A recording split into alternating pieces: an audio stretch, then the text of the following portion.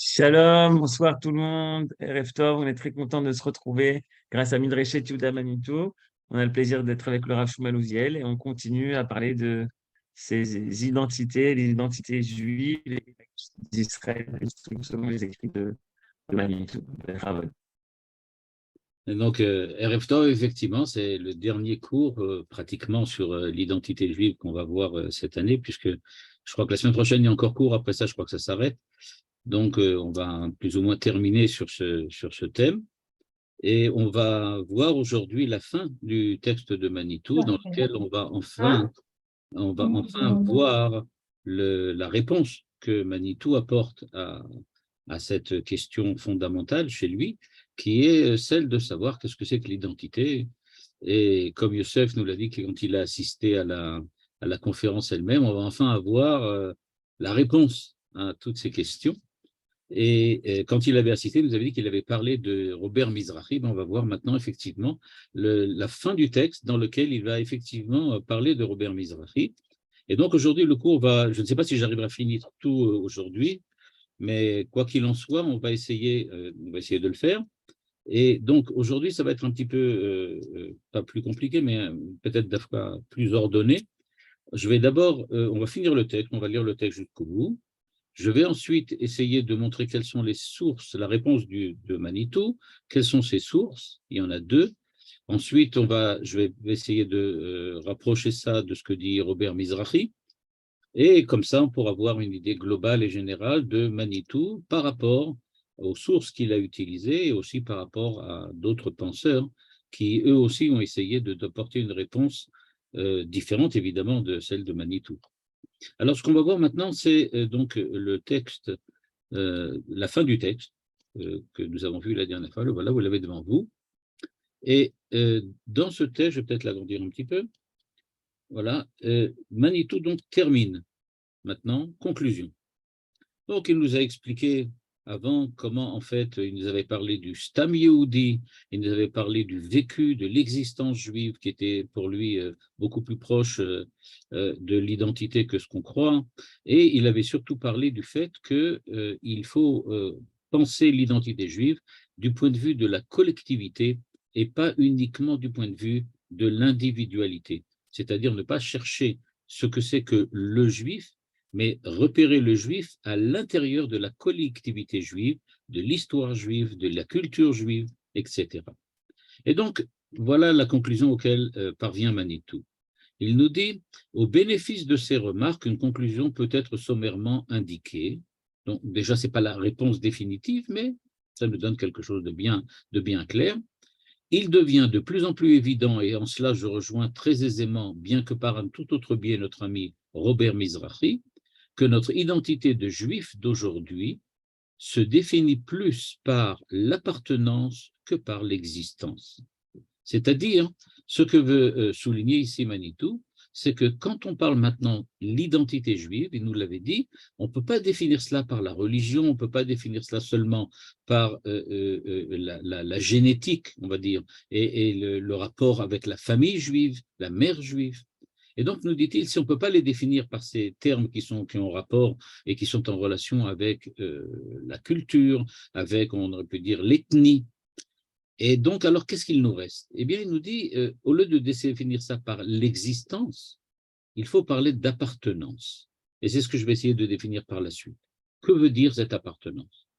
Et donc, il nous dit l'appartenance au peuple, le sentiment de l'appartenance, le désir d'appartenance, le choix de l'appartenance. Il est donc fort possible, dit-il, en un temps où, du point de vue de la collectivité, le fait national semble primer le fait du rassemblement en communauté religieuse, que notre grande chance soit représentée par le nationalisme israélien. C'est donc dire, dit Manitou, que en fait, ce qui véritablement nous rattache à l'identité juive aujourd'hui, c'est le fait d'être rattaché à la nation israélienne, c'est-à-dire Israël. Parce que précisément, qu'est-ce que c'est que Israël? Quand il parle d'Israël ici, il parle de l'État d'Israël, évidemment. Il dit le fait qu'on ait maintenant pris une collectivité juive qui soit redevenue un fait national. Et le fait que la collectivité juive soit redevenue un fait national par l'intermédiaire de l'État d'Israël fait que cela prime, nous dit-il, à ligne 18, le rassemblement en communauté religieuse. C'est plus important, c'est plus définitif, et on pourrait dire c'est donc plus prépondérant que le fait de dire que je pratique de telle ou telle manière ou que je fais partie de telle ou telle religion. Et donc il dit, c'est cela, dit Manitou, qui aujourd'hui va véritablement être le critère de définition de ce que c'est que l'identité juive.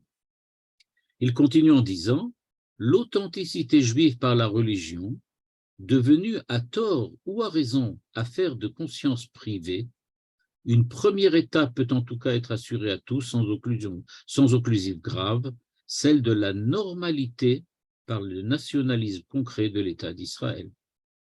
Donc, si l'on recherche véritablement quelque chose qui soit au-delà de la religion, et il nous dit à tort ou à raison, c'est devenu une affaire de conscience privée, c'est-à-dire à raison parce que c'est la réalité de la galoute. La réalité de la galoute, effectivement, c'est qu'on se définissait par l'intermédiaire de la religion.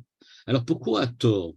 Eh bien, à tort parce que la religion pourrait jouer très certainement un autre rôle que ce qu'elle joue actuellement si elle était dans le cadre de cette normalité dont Manitou parle ici, qui est la normalité par le biais de la nation d'Israël. C'est-à-dire de considérer la religion comme le comportement d'une nation, mais pas comme la définition d'un choix religieux. Il ne s'agit pas, dit Manitou ici, de penser la religion comme on l'a pensé dans la galoute, c'est-à-dire je choisis d'être religieux, donc par cela j'acquiers une identité juive. Il dit non, c'est le contraire. Je choisis de faire partie de la nation d'Israël, d'être partie intégrante de l'État d'Israël, de la collectivité d'Israël, et c'est cette collectivité qui me mène, qui me guide à la religion juive. Et il nous termine en disant, il nous faut méditer de nouveau ce mystérieux enseignement de nos sages qu'on me permettra de paraphraser. Un juif, même croyant dans la Gola, est peut-être au service des dieux étrangers, alors qu'un juif en Eretz Israël, même athée, est certainement au service du vrai Dieu. De là, on voit chez Manitou ce dont on avait déjà parlé, c'est le fait qu'il repousse absolument, absolument l'idée qu'on pourrait mettre hors de l'État d'Israël, hors de l'identité juive, ceux qui ne sont pas religieux.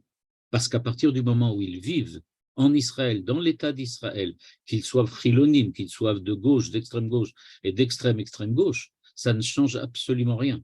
Ils ont en tout cas quelque chose qui les rend au service du vrai Dieu. C'est ce que Manitou veut ici insister. On ne trouve en effet de solidarité inconditionnelle et l'histoire juive comme évidence simple, c'est ça le Stam Yehudi, celui qui est solidaire de l'histoire juive, que chez les juifs des ghettos et aujourd'hui dans l'État d'Israël, chez les sionistes.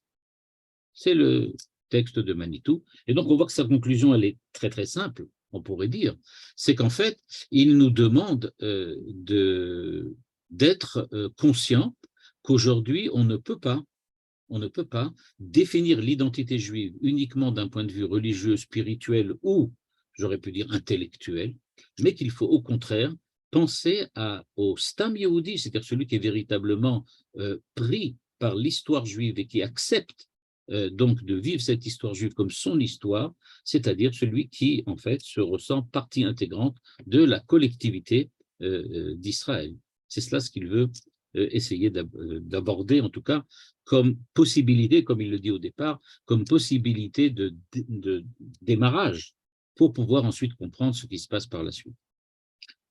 Ce qui va m'intéresser ce soir, donc, c'est la conclusion de Manitou, mais surtout essayer de l'expliciter dans ce texte qui est à la fois extrêmement intéressant et qui met déjà Manitou d'une certaine façon face à des problèmes que nous connaissons aujourd'hui, qui sont les problèmes de la définition de ce que c'est que l'identité juive dans un Israël, et ici je parle de l'État d'Israël, dans un État d'Israël dans lequel une partie de la population ne se reconnaît absolument pas dans la religion juive. Donc, il y a déjà chez Manitou la conscience de tous ces problèmes et de toutes les problématiques que ça va soulever, mais il y a aussi autre chose, c'est le fait que Manitou essaye de nous donner ici une traduction, j'aurais pu dire moderne, des sources qu'il a lues et qu'il a utilisées pendant pratiquement toute sa vie, à savoir d'une part le Maharal de Prague, d'autre part le Rav Kook. En fait, ce que essaye ici de faire Manitou, sans les citer, c'est de faire une espèce de synthèse, on va le voir, entre ce que le Maharal propose comme identité juive et comme identité collective, et ce que le Rav Kook propose comme identité collective juive. Et c'est cela qui va plus m'intéresser, parce que ça va nous donner une définition et peut-être une explicitation de la pensée de Manitou, beaucoup plus large que ce qu'il a écrit ici, et qui corrobore beaucoup d'autres textes et beaucoup d'autres cours qu'il a donnés par ailleurs, mais que je ne peux pas tous citer dans le cadre d'une heure de cours sur l'identité juive. Qu'est-ce que dit le Maharal? Au fond, d'où est parti Manitou, c'est-à-dire du Maharal? Eh bien, qu'est-ce que dit le Maharal? C'est ce qu'on va voir maintenant. Et vous allez voir que chez le Maharal, on va retrouver un certain nombre de définitions qui rappellent pas seulement ce que dit Manitou, mais surtout dont on va voir tout de suite qu'elles sont véritablement à la base, à la source de ce que Manitou disait. Voilà le texte en hébreu. Et dans ce texte, j'espère que vous le voyez suffisamment, je vais peut-être un peu l'élargir encore un peu, voilà. J'ai ramené 3 sources du Maharal de Prague qui me semblent pouvoir nous donner les bases de ce que pense le Maharal, et ensuite je vais essayer de les expliciter en les mettant en rapport avec ce que dit Manitou. Le Maharal, dans le Sefer Derech Haim, qui est un commentaire sur les Pirkei Avot, sur les traités des pères, donc au chapitre 3, Mishnah 10, parle de quelqu'un qui a fait un rêve, etc. Bon, ce n'est pas ça qui nous intéresse. À un certain moment, il écrit la chose suivante. Il écrit ligne 4. Kvar bi'ardu lecha ki adam yesh bo shlosha chalakim. Je vais traduire maintenant directement. L'homme est formé de 3 parties. Et là, je vais traduire dans mes termes à moi, hein, qui sont les termes de Manitou dans son article. Que l'identité individuelle juive, mais pas seulement juive ici, mais de l'homme globalement, mais pour le moment, on va commencer par le définir comme l'homme globalement, ensuite on va voir ce que ça va donner pour Israël. Va-t-il nous dire, ligne 5, il y a d'abord la corporéité, Goufani, il y a ensuite ce qu'il appelle Kochot Anafshiot, c'est ce qu'on pourrait appeler tout ce qui correspond aux sentiments, tout ce qui correspond aux passions, c'est-à-dire tout ce qui correspond à la vie intellectuelle et psychologique de l'homme, et ensuite il arrive la 3e partie, le côté sikhli, c'est-à-dire ce qu'il appelle l'aspect métaphysique. Et donc, l'homme, c'est donc un être qui possède un corps, et donc tout ce qui fonctionne avec le corps, qui possède des sentiments et des passions, et qui possède une certaine capacité intellectuelle qu'il peut mettre en place, et grâce à elle, développer tout un monde spirituel et un monde métaphysique. Et nous dit le Maharal, je continue toujours à traduire dans les termes de Manitou, que ces 3 parties sont tout ce qui fait la vie, la vitalité de l'homme et sa réalité. Ligne 7. Et donc, nous dit-il, si quelqu'un, un homme quelconque, ne fait pas ce qu'il faut ou n'agit pas selon l'ordre de la réalité corporelle ou de la réalité passionnelle ou de la réalité métaphysique, il perd l'identité individuelle de ce que c'est qu'être un homme, ou comme je le dis chez le Maharal, très souvent quand il parle de l'homme, il parle aussi d'Israël.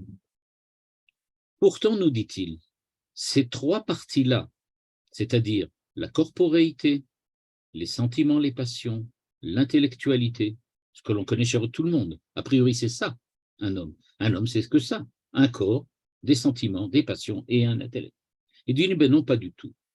Velu shlosha dvarim, ligne 8, il dit, ce n'est que l'individualité de l'homme, ce n'est que son identité individuelle. Mais nous dit-il, l'homme, par hypothèse, par définition, n'est pas qu'une individualité. Quand Manitou nous a parlé tout à l'heure du fait que on va définir l'identité juive par l'identité collective, c'est-à-dire l'appartenance à une certaine adhésion à la collectivité d'Israël, eh bien, on voit déjà chez le Maharal cette définition extrêmement ferme qu'il n'existe pas de possibilité pour un homme quelconque et quel qu'il soit d'être uniquement une individualité, c'est-à-dire une identité individuelle. C'est pour ça, dit-il, Yesh la Adam metziut mitzad aklal bame sheu toch aklal mitztaref el aklal. C'est-à-dire qu'on ne peut pas définir d'individualité parce qu'il n'existe pas d'individualité. On pourrait le prendre de la manière la plus simple qui soit, à savoir, il n'existe pas d'homme qui vit seul. L'humanité, par hypothèse, c'est une collectivité. On ne peut pas être, ou en tout cas, il n'existe pas de possibilité pour l'homme d'affirmer une existence individuelle qui soit déconnectée, Metsuraf, qui soit déconnectée de quoi? De ce qu'il appelle le klal, c'est-à-dire ce qu'on a vu chez Manitou, le collectif. Et donc, ce que nous apprend ici le Maharal, c'est que ce n'est pas seulement quelque chose qui, a priori, a rapport direct avec Israël, mais c'est pour l'homme, globalement, universellement, que la définition de l'individualité doit passer nécessairement par la fonctionnalité collective présente dans l'individuel. Être un individu, c'est être l'individu d'une collectivité. Et donc, quand on essaye de définir ce que c'est que l'individualité juive, ce que Manitou avait posé comme question, qu'est-ce que l'identité juive? Et donc, dit-il, tout le monde cherche à définir ce que c'est qu'un individu qui possède l'identité juive. Manitou nous répond, il n'existe pas d'individu qui a une identité juive. Il ne peut exister d'identité juive que si elle est partie prenante à l'intérieur d'une collectivité. Parce que, comme le dit le Maharal, il n'existe pas de réalité d'existence humaine qui soit absolument individuelle. Et donc, on ne peut pas définir une identité juive déconnectée de la collectivité d'Israël. Et il termine en disant,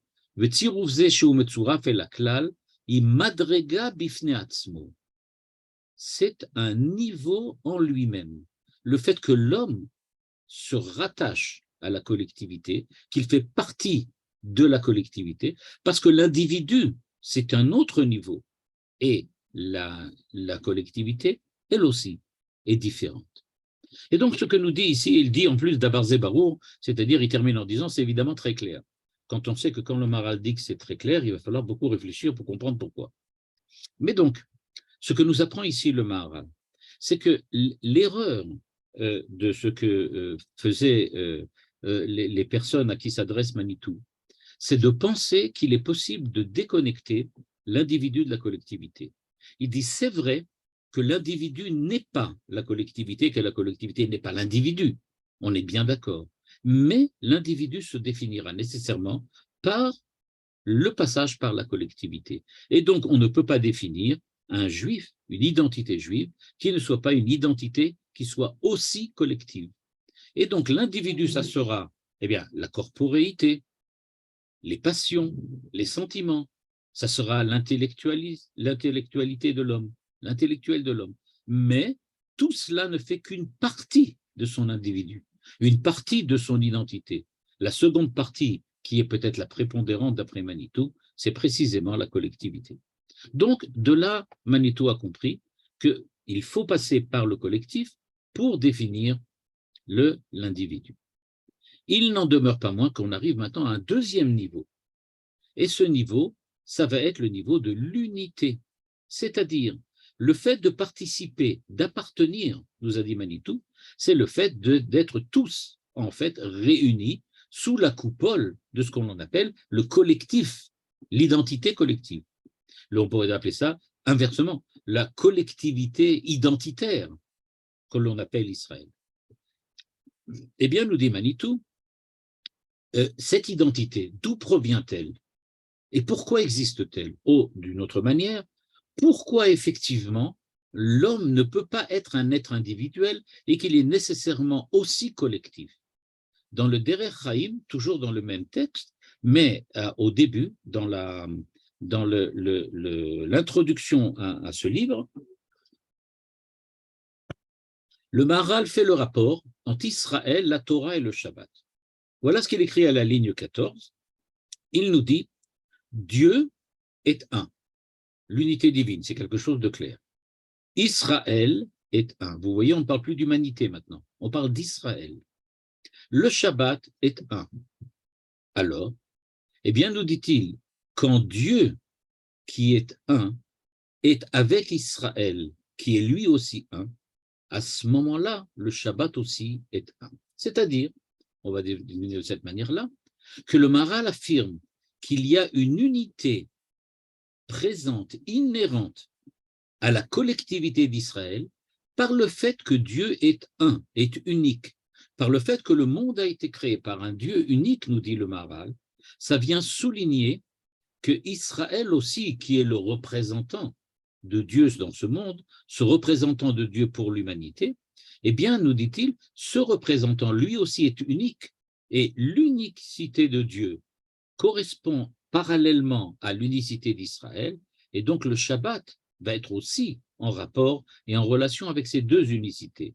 Et il nous le dit d'ailleurs, il y a un verset qui le dit, Mi ke amcha Israël goyechad baaretz, que l'on dit tous les jours à mincha, tous les Shabbats à mincha. Parce que, nous dit-il, Adavar she'u echad, en kenegdo davar mitnaged lo shareu echad. Puisque Dieu est unique, rien ne peut s'opposer à lui, parce que rien n'est comparable à lui. De la même manière, Israël est unique, et donc le Shabbat va être unique. Donc, première équation que nous pose le Maharal, rechercher le rapport et la relation entre l'individu et la collectivité dans Israël sur sur le thème de l'unité. Si vous cherchez pourquoi l'individu est en rapport et en relation avec le collectif, c'est parce que tout en Israël est un. Dieu qui a créé le monde est un. Israël est unique. Le Shabbat aussi est unique. Le Shabbat pour Israël, pour Dieu. Et dans le livre Netzach Israël qui traite de la rédemption, qui traite de la Géoula, il relie les trois, on peut dire comme ça, les trois partenaires donc de l'unicité, et voilà ce qu'il nous dit. Il nous dit, sache que Asher ou Meached Israël ou Hashem Yitbarach.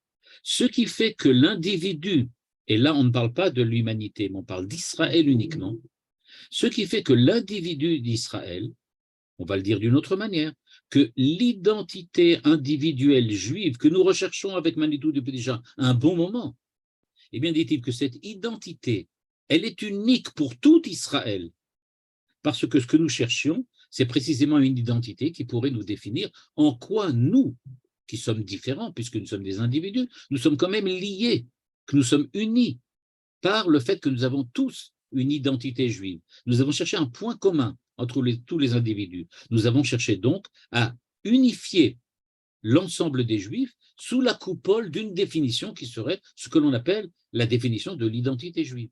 Or, il nous dit ce qui identifie, ce qui, on ne peut pas dire identifie, mais qui rend unique les enfants d'Israël sous une même identité, c'est précisément Dieu qui est unique.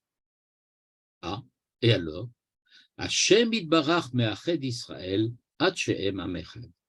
Tu ne pourras véritablement retrouver ce qui unifie les Juifs que si tu vas le chercher chez Dieu lui-même. La véritable raison, et ici je parle de raison comme je parle du principe, le principe premier. Le principe premier de l'identité juive, ce n'est pas ce que les Juifs font, mais c'est d'où ils proviennent. Et d'où proviennent-ils?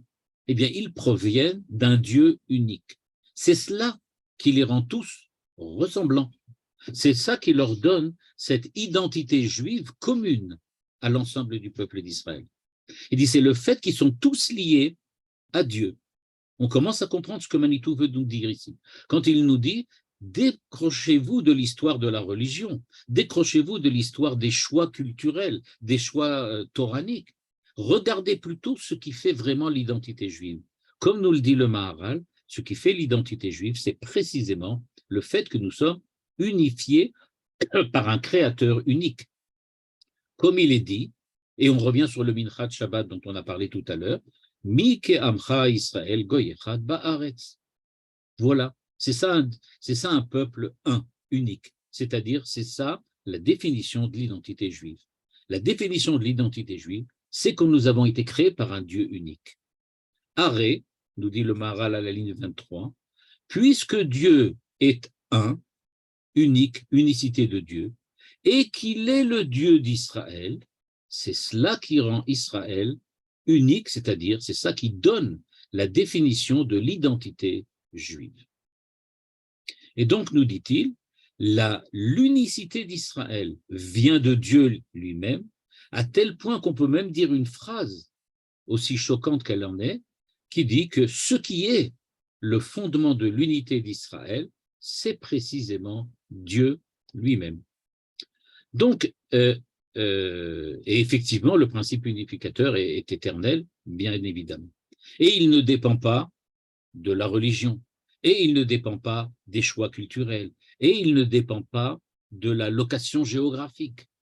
C'est cela, l'identité d'Israël, d'après le Maharal.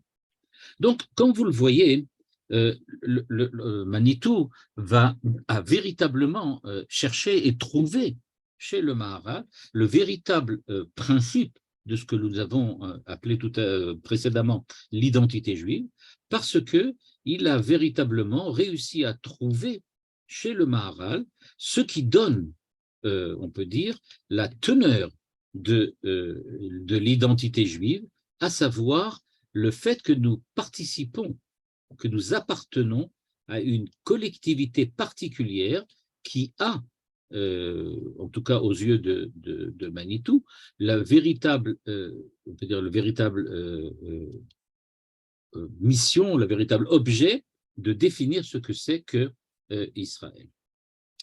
Donc maintenant, si on va partir maintenant de ce qu'on vient de voir dans le Maharal, ce que je vais faire maintenant dans un premier temps, c'est que je vais essayer un petit peu de développer ce que dit le Maharal, et de là arriver à Manitou et essayer de comprendre comment Manitou a traduit tout ça.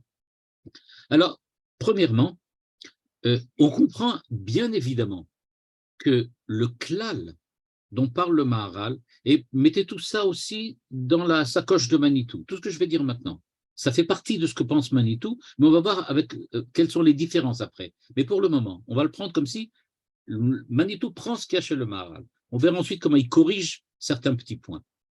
Et donc, ce qui fait véritablement l'idée du Maharal, c'est que le klal Israël, c'est donc une entité collective, mais qui est plus grande, on va dire comme ça, grande entre guillemets, que la somme des individus qui la composent. Être klal Israël, ce n'est pas la somme des Juifs. Klal Israël, ça ne veut pas dire tous les Juifs les uns à côté des autres. Ça veut dire la judaïté des Juifs. C'est ça ce qu'on appelle Klal Israël. Klal Israël, c'est l'ensemble, une entité collective qui dépasse les individus, parce qu'elle contient tous les individus du passé, ceux du présent et ceux du futur qu'on ne connaît pas encore.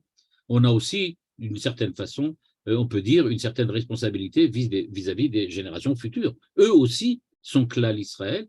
Par exemple, certains disaient, à l'époque en tout cas, quand on parlait est-ce qu'on a le droit de rendre ou de ne pas rendre les territoires qui ont été conquis pendant la guerre des 6 jours, certains soutenaient, selon ce principe du Maharal, qu'on a une responsabilité vis-à-vis des religions, pardon, des générations futures, et donc si on a un truc, on ne peut pas rendre la terre d'Israël qui leur appartient aussi sans leur demander. En tout cas, quoi qu'il en soit, la légitimité d'un tel argument, ce qui ressort ici, en tout cas, c'est que chaque individu fait partie intégrante du collectif et l'être de l'individu, on va donner le nom, l'identité juive de chacun d'entre nous, est donc étroitement liée à la collectivité dans son ensemble. Comme on l'a vu, le klal fait partie de l'individu. Le klal, c'est une partie de l'individu. L'individu est une partie du klal. Selon la vision du Maharal, puisque Dieu a créé le monde avec un certain ordre, ça c'est quelque chose dont on n'a pas vu maintenant dans les textes du Maharal, mais qu'on a vu très souvent, ou certainement vous en avez entendu parler. D'après le Maharal, c'est fondamental de se rappeler, Dieu a créé le monde. Dieu est unique. c'est-à-dire qu'il y a un ordre. En ordre, ici, on parle d'un certain plan, une certaine fonctionnalité unifiée du monde. Eh bien, ce plan de Dieu, cet ordre qui est Dieu, eh bien, que Dieu a mis dans le monde, eh bien, en fait qu'il y a d'une certaine façon des individus, mais que ces individus sont liés par l'ordre que Dieu a mis dans le monde. Cet ordre-là, au niveau humain, ça s'appelle Klal Israël. Klal Israël, c'est l'ordonnancement du point de vue des générations, du point de vue du temps, du point de vue de l'acte et de l'agir de chacun des individus. De ce point de vue-là, Klal Israël, c'est un petit peu ce qui fait que moi, je suis un rouage dans une énorme machine qui a toute une fonction historique à accomplir. Klal Israël, c'est le fait que moi, je fais partie de l'histoire d'Israël, de l'évolution de l'histoire d'Israël, que je fais partie, en tant que, comme je dis, de petit rouage à l'intérieur d'une énorme mécanique, mais j'en fais partie et c'est ça qui donne mon importance. Donc j'ai une certaine importance, mais d'un autre côté, j'ai une influence énorme sur toute l'histoire d'Israël. Moi aussi, j'ai une certaine importance. Et ce n'est pas une importance qui est négligeable. Et donc, ce que fait ici le Maharal, en proposant et en disant que le klal fait partie de l'individu, c'est de nous dire, sachez que vous avez une importance au niveau du klal. L'unité du klal, c'est le fait que tous les individus, tous les juifs, se sentent faisant partie de quelque chose qui les dépasse et que tous ensemble travaillent pour le bien commun de cet ensemble, de cette collectivité. D'où l'harmonie que l'on demande à avoir entre les hommes et la responsabilité que chacun doit assumer pour renforcer ce collectif et le développer et lui permettre de croître de façon positive. On ne peut pas évidemment enlever toutes les implications morales que ça a dans le comportement de chacun, et ni enlever ce qui serait de l'ordre de la solidarité, de la coopération, de l'harmonie, etc., etc. Donc, pour le Maharal, l'identité collective représente donc l'essence du groupe des Juifs. Mais ça veut dire aussi, c'est l'identité propre de ce collectif-là. L'identité collective, c'est donc, d'après le Maharal, quelque chose qui est une identité qui définit, on peut dire comme ça, la spécificité de ce groupe que l'on appelle Israël. C'est ça ce que c'est que l'identité collective, et c'est ça l'identité qui est une identité, on peut dire, qui est offerte à chaque juif comme identité personnelle, comme identité individuelle. Et donc le Maharal voit l'identité collective comme une espèce d'entité qui restera définitivement dynamique puisqu'elle va émerger de l'interaction entre les individus, non seulement les individus qui vivent aujourd'hui cette réalité du Klal Israël, mais les individus qui sont déjà disparus et les individus qui vont ensuite venir au futur. C'est-à-dire que, on pourrait dire de cette façon-là, nous interagissons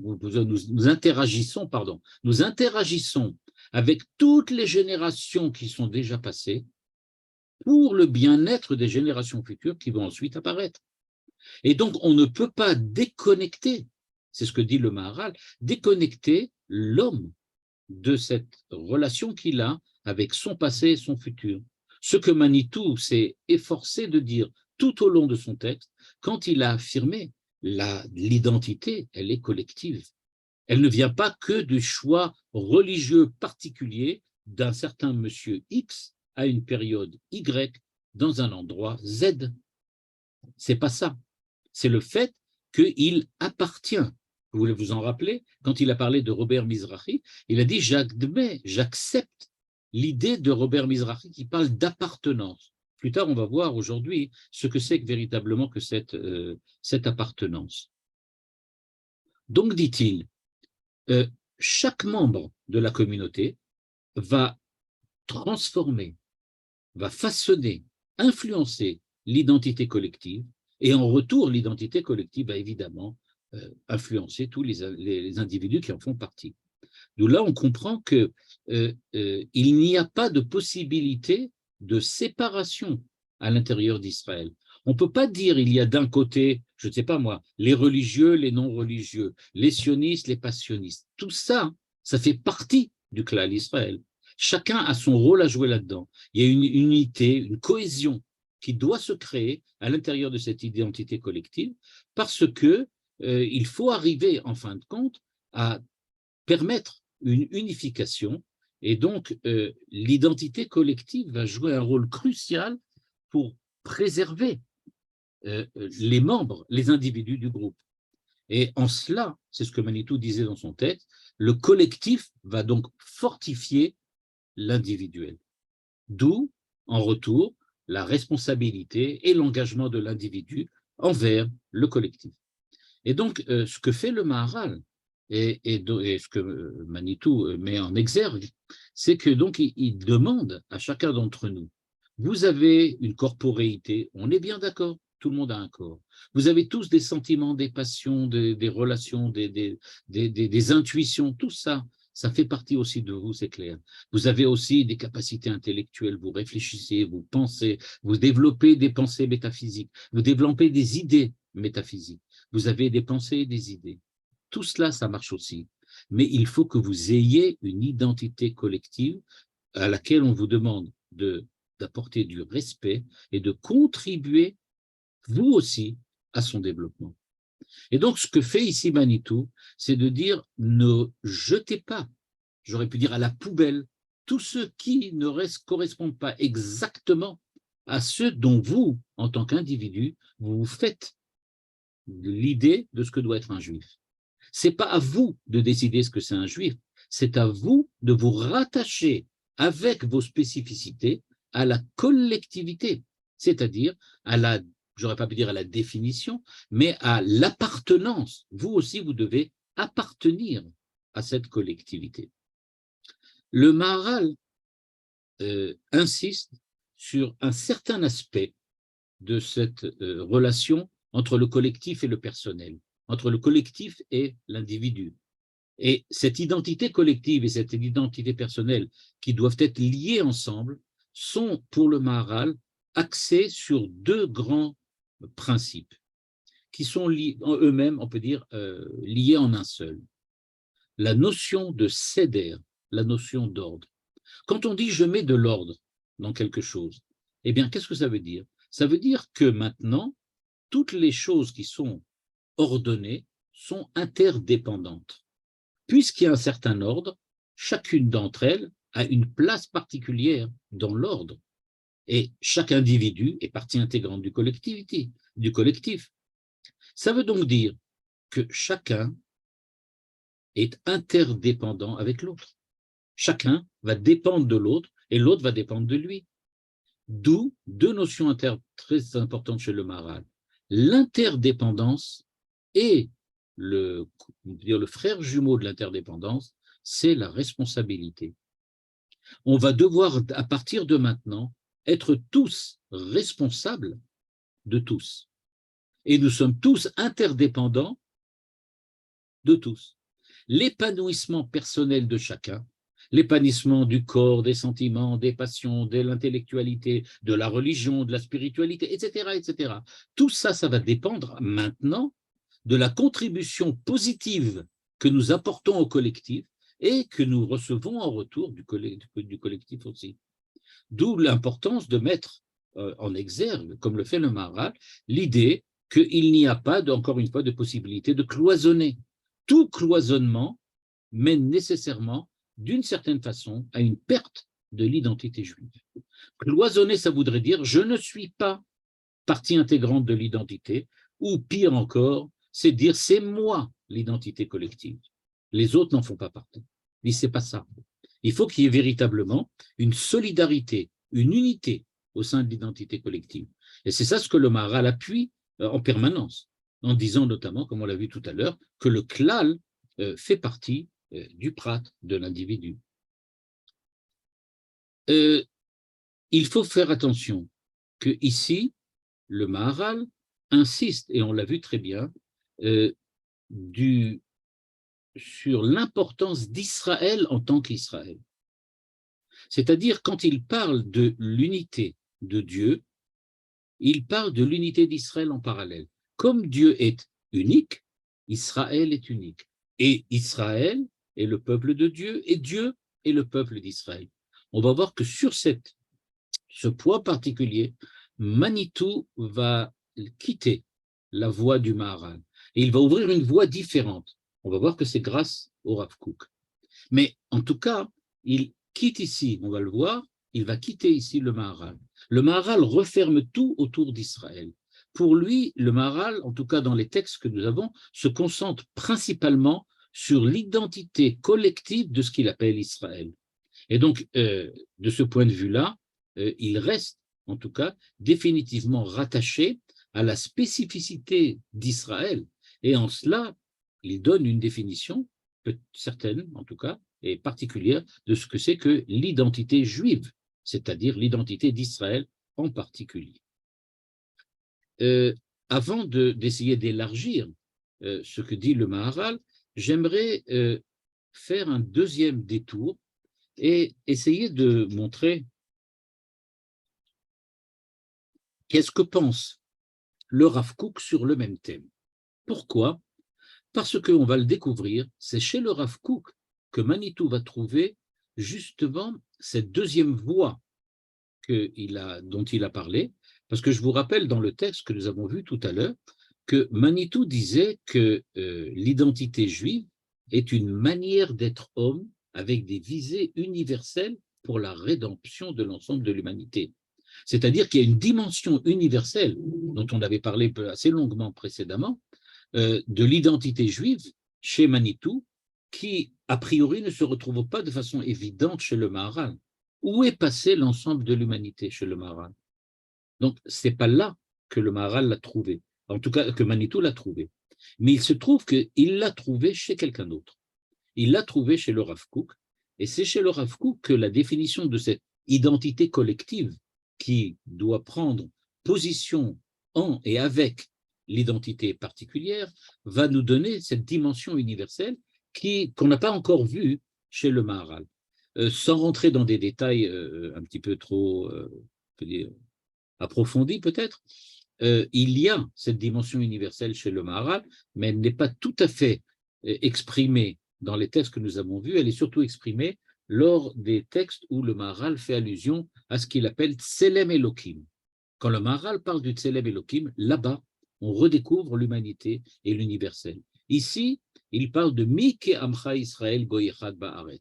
Il veut parler de la spécificité d'Israël, et donc ces analyses tournent autour d'Israël uniquement. Ce qui ne veut pas dire qu'il n'y avait pas cette dimension. Mais en tout cas, elle n'apparaît pas dans les textes que nous avons vus, puisque ce n'était pas le propos du Maharal, là où nous les avons recherchés. Pour le Rav Kook, il y a plusieurs thèmes qui sont, on peut dire, interconnectés autour de cette définition de l'identité collective. Et cette identité collective qu'on retrouve chez Manitou, qu'on avait déjà découvert chez le Maharal, chez le Rav Kook, elle va prendre un autre chromatisme, une autre coloration. En effet, premièrement, il y a un thème très important en rapport avec la collectivité ou le collectif d'Israël, l'identité collective chez le Rav Kook, c'est la mission du peuple juif. Il y a chez le Rav Kook l'idée que le peuple juif a une mission spéciale dans le monde qui est liée à la Géoula et on peut dire, à ce qu'on appelle le tikkun de l'humanité. C'est-à-dire que Israël, pour le Rav Kook, n'a pas qu'un rôle en lui-même, pour lui-même, même s'il est collectivité, eh bien cette collectivité devient en fait individuelle si elle reste fermée sur elle-même. En fait, pour le Rav Kook, il considère que l'identité collective juive est chargée d'une responsabilité particulière envers la société globale et universelle, envers l'ensemble de l'humanité. Ça se trouve aussi chez le Maharal, mais ça n'apparaît pas, comme j'ai dit, dans les textes où il parle de l'identité juive particulière. Par contre, chez le Rav Kook, ça apparaît très souvent. Nous ne sommes pas, dit le Rav Kook, un peuple qui a pour rôle d'être ce qu'il est. nous sommes ce que nous sommes pour l'ensemble de l'humanité, ce qui rejoint beaucoup plus ce que dit Manitou quand il parle de la manière d'être homme que l'on appelle Israël. Deuxièmement, une autre dimension qui se trouve aussi au niveau de la collectivité, c'est que pour le Rav Kook, la collectivité, l'identité collective est liée évidemment à la Torah. Ça se trouve aussi chez le Maharal. Donc, premier thème, l'universalité. Deuxième thème, la Torah. Troisième thème, qu'on retrouve aussi très souvent, c'est que pour le Rav Kook, l'identité collective ne peut pas rejeter, exclure quelqu'un, mais au contraire, l'identité collective d'Israël doit être une ouverture et un respect. Ça se retrouve dans beaucoup de textes où le Rav Kook insiste sur le fait qu'on ne doit pas justement cloisonner, fermer, repousser, rejeter, mais on doit au contraire prendre avec, soutenir, raffermir. Et il le dit par exemple dans le célèbre adage que l'on cite très souvent de lui, qui dit que les véritables tzadikim ne sont pas là pour apporter la dissension et le fait de repousser l'autre, mais les vrais tzadikim sont là pour apporter l'amour et la tolérance envers tout ce qui a une réalité. On connaît la célèbre histoire dans laquelle le Rav Kook se promenait avec un autre grand personnage de l'époque, de l'époque où il vivait à Jérusalem, et que lors de leur promenade, cet homme a pris une fleur. Et le Rav Kook lui a fait le reproche en lui disant « Tu as déconnecté cette fleur de la vie, maintenant elle va mourir ». C'est-à-dire que pour le Rav Kook, la responsabilité que nous avons, elle n'est pas uniquement envers nous-mêmes, mais on doit être ouvert et on doit avoir le respect pour l'ensemble du monde, pour l'ensemble de la réalité. Quand le Rav Kook parle de repentir, de teshuva, il insiste, la teshuva, ce n'est pas seulement l'homme, ce n'est pas seulement Israël, c'est le monde entier qui revient à Dieu. Se repentir, ce n'est pas simplement se repentir de ses fautes, ça veut dire être ramené vers Dieu, à Dieu. Et ça, c'est le monde entier qui le fait, pas seulement Israël et pas seulement eux. Il y a évidemment un autre thème que le Rav Kook rapproche de l'identité d'Israël, c'est le fait que la terre d'Israël représente le lieu dans lequel Israël peut se développer le mieux.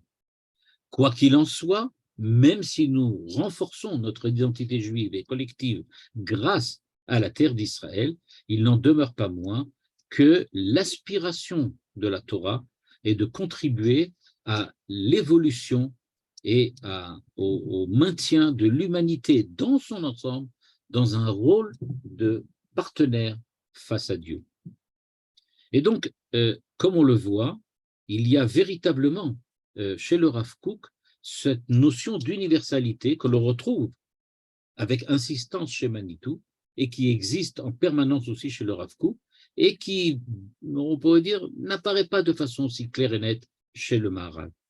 Je termine juste avec un point, et aujourd'hui je vois qu'on ne pourra pas dépasser cela, et donc là on continuera la prochaine fois. Juste un petit point pour permettre d'introduire ce dont je vais parler dans le dernier cours la semaine prochaine, c'est que le Rav Kook perçoit l'unicité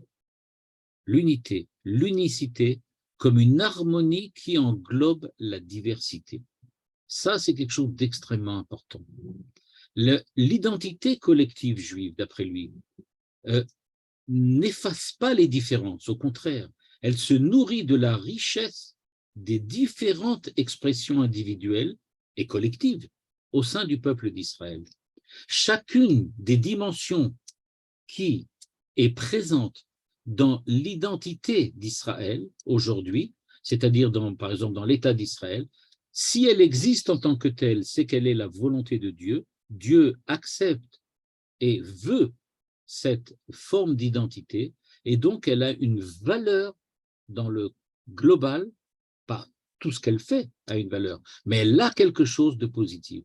Et donc il dit, le rôle du tzaddik, le rôle de l'homme véritable, c'est de rechercher la positivité présente en chaque chose, en chaque personne, en chaque groupe humain en chaque théorie, en chaque thème, en chaque notion.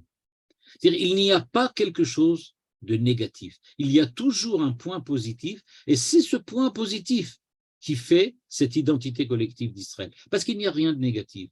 Le Rav Kook n'a pas peur d'écrire dans le Sefer Eder HaYakar, il n'a pas peur d'écrire, mais quelle était la positivité de Spinoza? Spinoza, qu'on a mis au banc, qu'on a rejeté, mais il y avait quelque chose de positif en lui. Il existait, c'était un homme. Eh bien, donc, en tant que tel, il a apporté quelque chose qui devait nécessairement être positif. Alors, qu'avait-il de positif? Et il se porte à définir exactement qu'est-ce qu'il y avait de positif chez Spinoza. C'est-à-dire qu'il valorise une espèce de coexistence pacifique entre toutes les différentes tendances et courants qu'il y aurait à l'intérieur d'Israël. C'est donc dire que, et c'est à partir de là que je commencerai la semaine prochaine, c'est-à-dire que pour Manitou et pour le Rav Kook, on ne peut pas rejeter quiconque et quoi que ce soit de la positivité de l'identité collective juive. Et c'est pour cela que c'est une identité d'appartenance. Nous appartenons tous à cette identité collective, chacun à sa façon. Le fait de pouvoir véritablement rechercher ce qui fait la positivité des autres, eh bien c'est cela une des branches les plus importantes sur lesquelles on va s'asseoir pour véritablement former cette identité collective juive. Et donc la semaine prochaine, je vais montrer donc plus en profondeur ce que le Rav Kook entend par cette coexistence pacifique entre les différentes positions et tendances qu'il y a à l'intérieur du peuple juif, et ça nous permettra de comprendre à ce moment-là ce que Manitou entend quand il veut dire que, en fait, c'est grâce à notre appartenance à la collectivité qu'on va véritablement être face à Dieu et donc véritablement devenir ce que nous sommes en tant que collectivité et identité juive. Magnifique pour, comme d'habitude. Toda rabba Rav Uziel. Et s'il y a des questions, c'est le moment d'ouvrir le micro.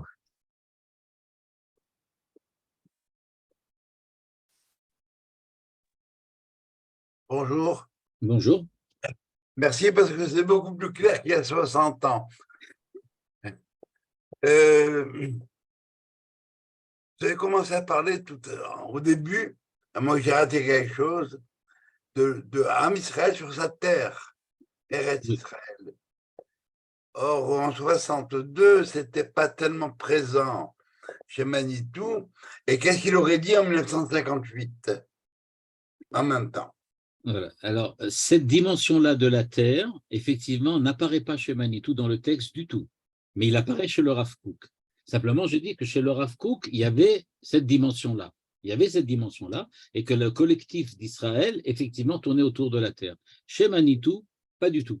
Ce n'était pas du tout présent, et c'est très clair, il parle à aucun moment. Mais on ne peut pas nier qu'il dit que, en fin de compte, l'identité juive va se retrouver dans le nationalisme d'Israël. C'est-à-dire qu'il admet qu'il y a quelque chose qui est en rapport avec l'État. Pour le moment, je peux dire en 58, en 62, il ne fait pas l'identification entre ce qu'il appelle ici la nation et le lieu sur lequel se trouve la nation. Ça, il le fera quand il va rentrer beaucoup plus en contact avec le Rav Tzvi Yehuda et qu'il va découvrir avec le Rav Tzvi Yehuda que cette dimension de la terre d'Israël est beaucoup plus présente que ce qu'il le pensait au départ. Mais c'est vrai que ce n'est pas encore Manitou des dernières années. C'est Manitou un peu avant. Mais c'est le même Manitou en ce sens qu'il a cette ouverture envers toutes les différences et qu'il n'accepte absolument pas, jusqu'à la fin de sa vie, il n'accepte pas les cloisonnages, qu'il n'accepte pas, j'aurais pu dire, la différenciation, par exemple, que la société Haredi impose à l'intérieur du peuple juif, en disant ceux qui sont véritablement religieux font partie du peuple juif vraiment, les autres pas encore, ou pas tout à fait, ou avec toute forme d'expression. Et lui affirme clairement, pas du tout. Ça ne dépend pas du tout de cela, c'est quelque chose qui est du niveau de l'appartenance avec les différences s'il y a. C'est pour ça notamment que dans un texte sur quand il parle des Haredim, il dit « J'ai très peur que leur demande et leur insistance sur la définition du juif comme exclusivement une définition religieuse entraîne, dit-il, que l'exil des enfants des pionniers. » C'est ce qu'il écrit à un certain moment. Que l'enfant des pionniers d'Israël vont partir d'Israël à cause des exigences, on peut dire comme ça, religieuses des Haredim, et il dit que ça serait une véritable tragédie. Cela étant dit, on parle maintenant d'identité juive. Mais est-ce qu'on voulait faire la différence entre le terme identité et authenticité juive? Pour Manitou, ça va ensemble. Il le dit dans le texte, si vous voulez, je peux le remontrer. Dans le texte, il parle clairement de l'authenticité retrouvée. Il dit que le fait de revenir à cette identité collective va nous permettre de créer une authenticité retrouvée. C'est ce qu'il appelle l'hébraïsme. L'hébraïsme, dit-il, c'est justement cette authenticité primordiale de l'identité collective juive. On se savait juif parce qu'on participait et qu'on était, je montrerai la semaine prochaine la différence avec Mizrahi, mais on participait, on appartenait à cette existence collective sans avoir à se poser la question de savoir qui on est. Mais ça faisait par le biais de la religion. La religion faisait partie de cette truc, mais ce n'était pas défini par la religion. Mais ça en faisait partie. De manière massive, si vous voulez. D'accord, d'accord.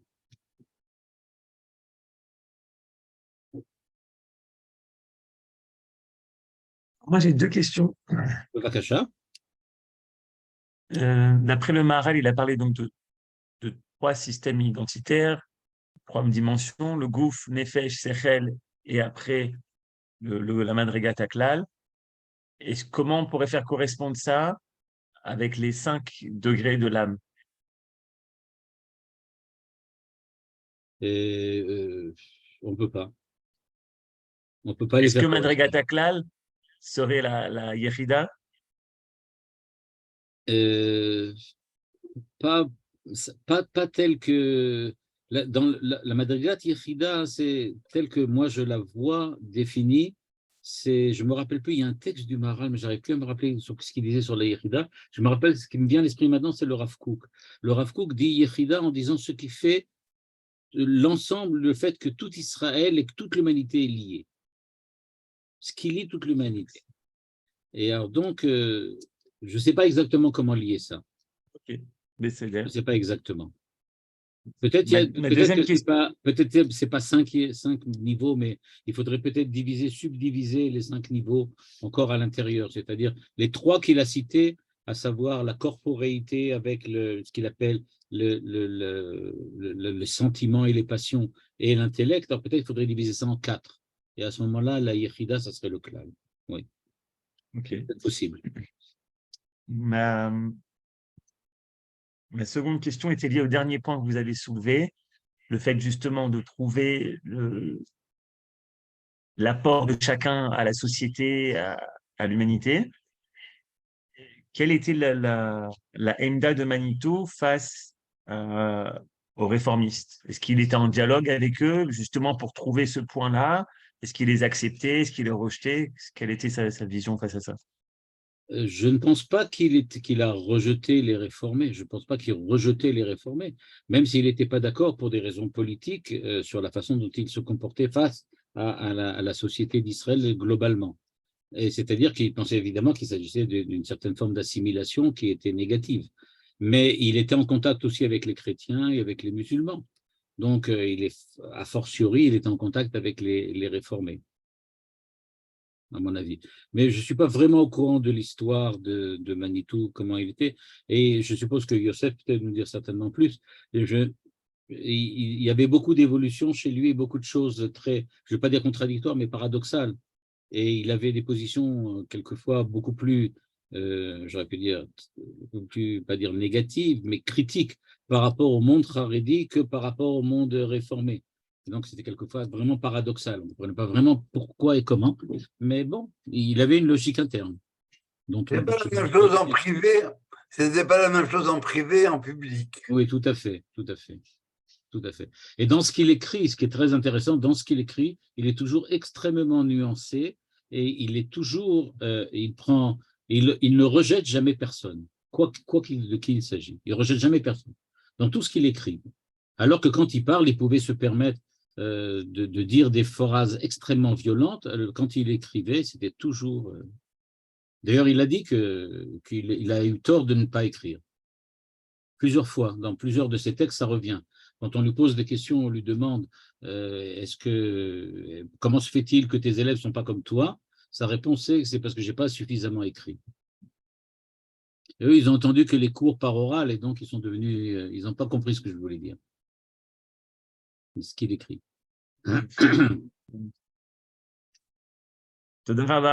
Dernière question technique. Est-ce que vous pouvez nous envoyer les mécorotes avec le Maharal?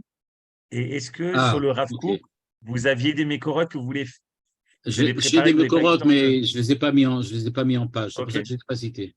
Le Maharal, je l'ai amené parce que je savais que ça était important, qu'il fallait les truquer. Le Rav Kook, c'est plein de phrases tirées comme ça. Je n'avais pas le temps de mettre tout ça en une semaine. Alors, je me suis permis de juste d'en parler sans rien. OK. Donc, je t'envoie ce soir les mécorotes sur le WhatsApp. Yofi, toda. Kol Tov.